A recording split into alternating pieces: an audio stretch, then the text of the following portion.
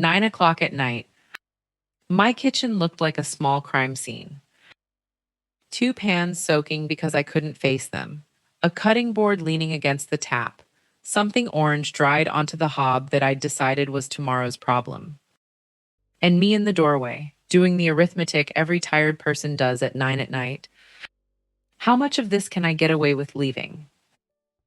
Somewhere in that calculation is the small lie we all tell ourselves that tomorrow morning me will have more energy than tonight me.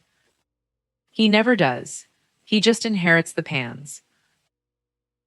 I want to be clear about something because most videos on this subject get it wrong. That kitchen wasn't the result of laziness. It was the result of a back that had been standing since 7 in the morning. Which is why, when I lived in Osaka, one thing confused me more than anything else. My landlady was 74. She cooked properly. Fish, rice, 3 or 4 small dishes, twice a day, every day. And her kitchen at 9 at night looked like nobody had been in it.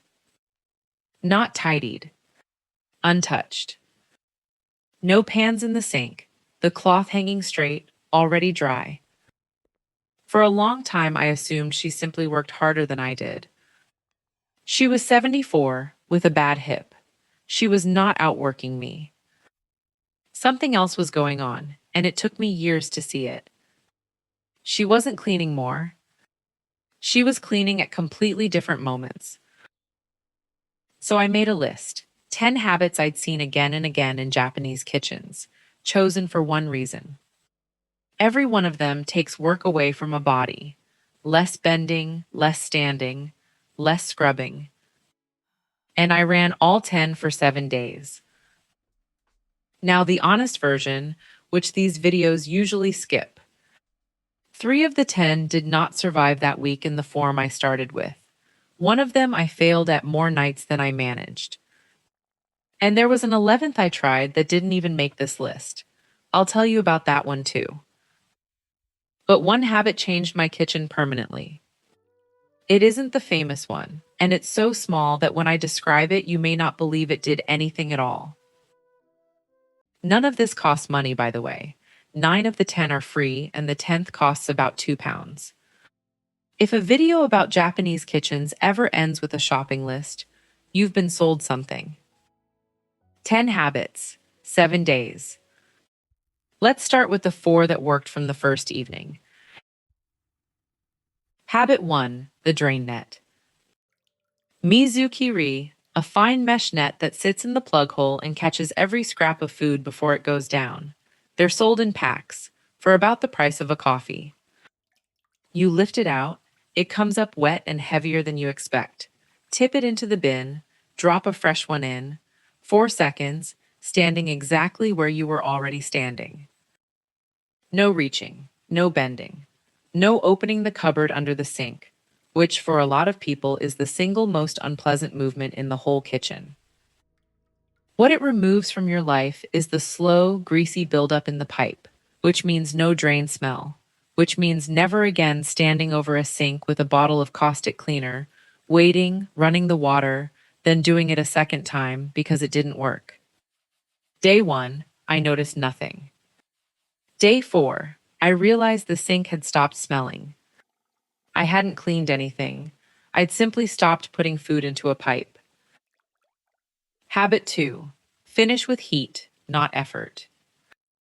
After the board had been washed properly, soap, hot water, the normal job, my landlady would give it a final rinse straight from the kettle, then stand it upright against the wall to air dry. Let me be precise, because this matters. The kettle is the last step, not a replacement for washing. Raw fish and raw meat need soap and water, every time. But that final hot rinse does 2 things. It takes the last of the soap off, so tomorrow's bread doesn't taste of washing up. And standing the board upright means it dries in an hour, instead of sitting flat in a damp puddle all night. The physical point is this. Scrubbing is wrist work. Small, repetitive, and it is the thing that gets harder every decade. Rinsing and standing something upright is not. This one stayed. It's still in my kitchen. Habit 3. Hang the cloth. Don't fold it. The Japanese kitchen cloth, fukin, is thin, almost disappointingly thin, and it lives hanging on a rail, spread flat, never bunched in a heap by the tap. The result is that it dries in about an hour, and a cloth that dries fast never develops that smell, the one where you pick up a cloth, sniff it, and put it in the wash out of suspicion rather than evidence. The thinness is the point, not a cheapness. A thick towel holds water for a day and a half. A thin one gives it up in an hour. I have thrown away more damp cloths in my life than I care to admit. The fix was not a better cloth. It was a hook. Habit 4. Wipe the sink dry. This is the one that sounded most ridiculous to me. After washing up, you take the cloth and dry the sink, the bowl, the taps, the rim. 20 seconds, with the cloth already in your hand and your hands already wet. The first time I did it, I remember thinking, this is what people with too much time do. The logic is entirely about water. Water sitting on stainless steel leaves marks. Marks build up. And in 6 months, you're on your knees with a scouring pad and a descaler, doing genuinely hard physical work. Because of water you could have wiped away with a cloth you were already holding. Hold on to this one. It's the first of the 3 that didn't survive the week unchanged. But by day 3, the sink shone, and I hadn't cleaned it once. 4 habits, and look at what they have in common, because it isn't cleanliness. Everyone replaces a hard job in the future with an easy job in the present. The scrubbing you don't do in 6 months, the drain you don't unblock, the cloth you don't rewash. They aren't cleaning habits at all. They're debt avoidance. The next 3 asked more of me because they meant moving things rather than just doing things. Habit 5. Cook inside one arm's length.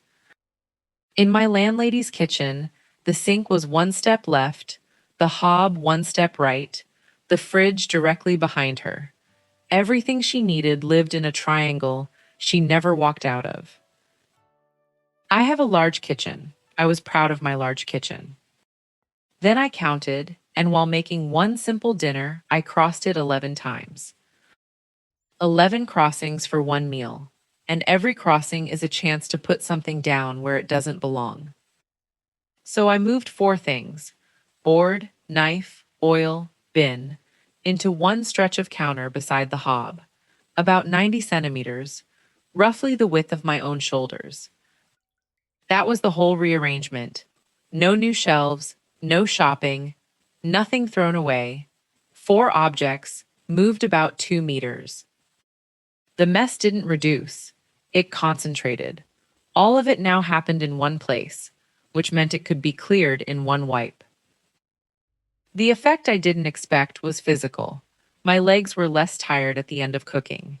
11 crossings of a large kitchen, 3 times a day, is a surprising amount of walking to do while carrying hot things. A big kitchen is a lovely thing to own and a tiring thing to cook in. Habit 6. Put the everyday things at eye level.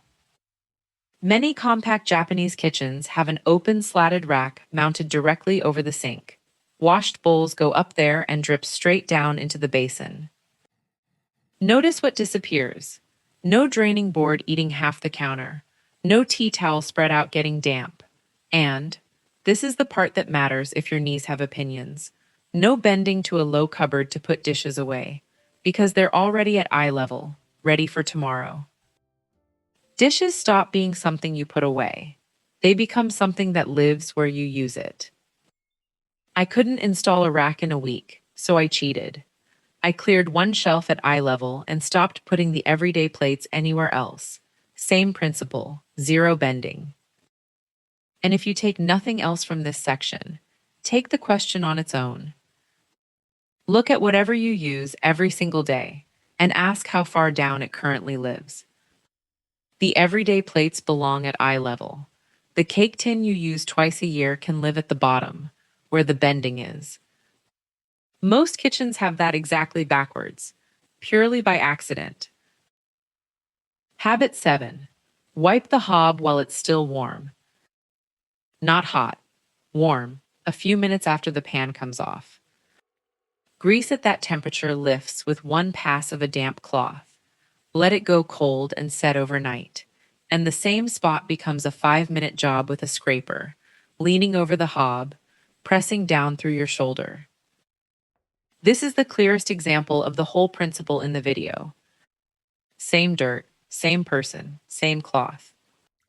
10 seconds or 5 minutes, and the only variable is when. And the 5-minute version isn't simply longer, it's a different kind of work. Leaning forward, pressing down, scraping. The 10-second version is one pass with a flat hand. Same result. One of them asks a great deal more of your shoulder. The practical version is simpler than it sounds.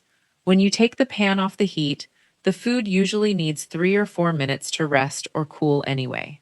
That is your window. One pass while you're waiting. Not an extra job. A different moment for the same job. The last 3 are where the week got difficult. Habit 8. One address for everything, and a working counter kept clear. These are 2 halves of the same habit, and I ran the strict version. Every object with exactly one place it returns to, and the main stretch of counter completely empty at all times. The address half is the famous one, and it's usually oversold. It isn't about owning less. My landlady's cupboards were full. It's that she never had to decide where anything went. That's the real cost of a cluttered kitchen. Not the space, the decisions. Every object without a home asks you a small question each time you pick it up, and by 9 at night you have no answers left. Tidying stops being a task and becomes a motion. Things going home. Motions are easy when you're tired. Decisions are not. Try it with one drawer this week. Not the whole kitchen, one drawer. Give every single thing in it a fixed spot, and notice how fast you stop having to look. The clear counter half, though, is the second habit that didn't survive intact. I'll come back to why. Habit 9. The 10-minute evening reset. Before bed, the kitchen returns to zero. Not a deep clean, a reset. Counter cleared, cloth hung, sink dried, one wipe of the table. The point isn't the clean kitchen at night. Nobody sees it. The point is the kitchen you walk into at 7 the next morning, because a kitchen that starts at 0 never accumulates. The mountain never forms, so you never have to climb it. This is the habit every video recommends. It is also, for a tired person at 9 at night, the hardest thing on this entire list. And I want to be fair to everyone watching who has a bad back, or a bad day, or both. Some nights it will not happen. That's fine. The reset is a rhythm, not a rule. And a rhythm survives a missed beat. What it doesn't survive is being abandoned in shame after 2 missed nights, which is how most good habits actually die. So I'd offer a smaller version for the difficult nights, which nobody ever mentions. Pick 2 things. Just 2. The counter and the sink, or the counter and the cloth. 2 things takes 90 seconds, and it keeps the rhythm alive without asking anything of a body that's finished for the day. This is the third one on my list of 3. I managed the full version 4 nights out of 7. Habit 10. Clean in the gaps. There's an ordinary Japanese phrase, tsu-di de ni, tsu-di ni, that simply means while you're at it. It isn't a cleaning philosophy, and nobody in Japan would call it one. It's the sort of thing you say about picking up milk on your way home. But somewhere in that week, I started using it as a kitchen rule, and it turned out to be the most useful idea I took from the whole experiment. Every recipe has dead time. Water coming to the boil, rice steaming, onions softening, something in the oven with 8 minutes left. In my kitchen, dead time was time I spent looking at my phone. In hers, dead time was when the board got washed, the counter got wiped, The peelings went into the bin. The kitchens I admired in Japan seemed full of tuied ni. Mine was full of later. And later is where most kitchens quietly go wrong. Remember this one. It's about to matter more than the other 9 put together. So, the 3 that didn't survive the week unchanged. The first was drying the sink after every single wash. I don't wash up once a day. I wash up 4 or 5 times. Doing it every time began to feel like a small compulsion rather than a habit. So I modified it once, at night, as part of the reset. Most of the benefit, far less fuss. Modified, not abandoned. And I think that distinction is the most useful thing in this video. The second was the strict half of habit 8, the completely empty counter. This is the version the internet is most in love with, and I want to talk about it properly. My kettle stays out, so does a small tray with tablets on it, and if you take something every morning, you'll know exactly why that tray is not going inside a cupboard, no matter how good it would look. A counter you can wipe in 10 seconds is the goal. An empty counter is only the most extreme way of getting there, and it is not the only way. The rule I kept: nothing on the working counter that isn't used every single day. That got me to 4 objects and a 10-second wipe. The third was the evening reset, and I've already told you the number. 4 nights out of 7. I could dress that up. I'd rather not. On the 3 nights I missed it, the world did not end, and the reason it didn't is the whole point of what comes next. Oh, and the 11th.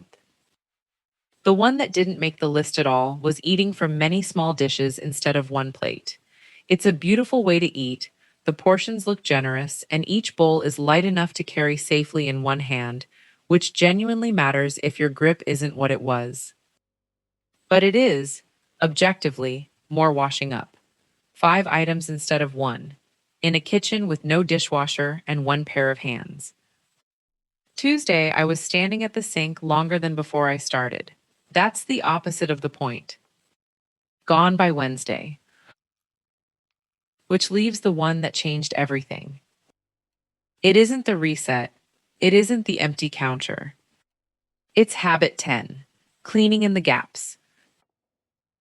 Because every other habit on this list asks for something you may not have at 9 at night. 1 more trip to the kitchen, 1 more spell on your feet, 1 more decision. Suidani asks for nothing extra at all. You are already there. The water is already boiling. Your hands are already wet. By the end of the week, dinner ended and there were 3 plates and a pan. Not a kitchen. The evening reset went from 10 minutes to about 3. Not because I got better at cleaning, but because there was almost nothing left to clean. Which is also why missing it 3 times didn't matter. Now the honest part, and it's 2 pieces. 1 week is not a life. Habits take longer than 7 days to hold, and I've since lost and rebuilt 2 of these. That's normal, and it isn't failure. And Japanese kitchens are not magic. Japanese homes are not all like my landlady's. There are messy kitchens all over Japan, and people there who hate washing up exactly as much as you do. What's worth copying was never a culture. It was 10 small pieces of timing that a lot of people happened to work out. Mostly, I suspect, because their kitchens were small and their days were long. Constraint teaches efficiency better than any advice does. And you don't need the constraint, you just need what it discovered. So, my kitchen at 9 o'clock now. A cloth hanging straight on its rail, a dry sink, a counter with 4 things on it, and nothing waiting for tomorrow. I still don't enjoy cleaning. Nothing in that week turned me into someone who finds joy in a sponge. What changed is that the job got small enough that being tired stopped mattering. That's the whole prize. Not a beautiful kitchen. A kitchen that doesn't need you to be at your best. Here's my invitation, and it's 1 habit, not 10.